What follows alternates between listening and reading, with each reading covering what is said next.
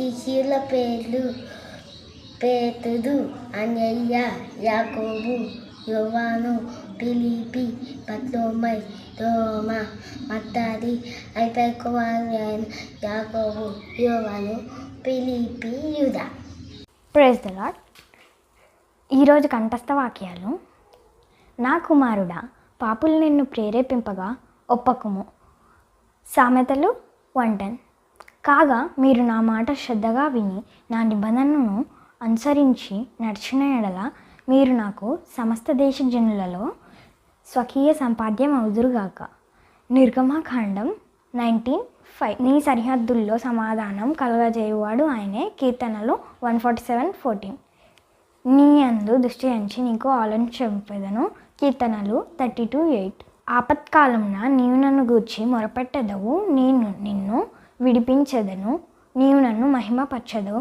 కీర్తనలు 50:15. అన్నిటికంటే బలమైంది iron, iron కంటే బలమైంది అగ్ని. అగ్ని ఐరన్ని కాల్చేస్తుంది. అగ్ని కంటే బలమైంది నీరు, నీరు అగ్నిని ఆర్పేస్తుంది. నీరు కంటే బలమైంది మనిషి నీరును తాగేస్తాడు. మనిషి కంటే బలమైంది మరణం మనిషిని మింగేస్తుంది. మరణం కంటే బలమైంది యేసుక్రీస్తు ప్రభు మరణాన్ని మింగేసి తిరిగి లేచాడు. యేసుక్రీస్తు ప్రభు మృత్యుంజయుడు. జల్దీ అనే వాళ్ళ యేసు మసీకి జై. వచ్చావు, నన్ను ప్రేమించావు, నీ ప్రాణం నుంచి నన్ను రక్షించావు. సిద్ధక్, Meshach, అబద్ధ్యం, ఇలదేరు, పూజాదుడు.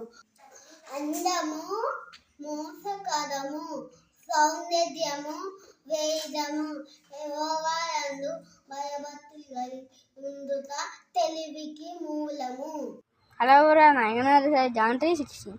For God so loved the world that he gave his only Son, that whoever believes in him should not perish but have eternal life. Thank you.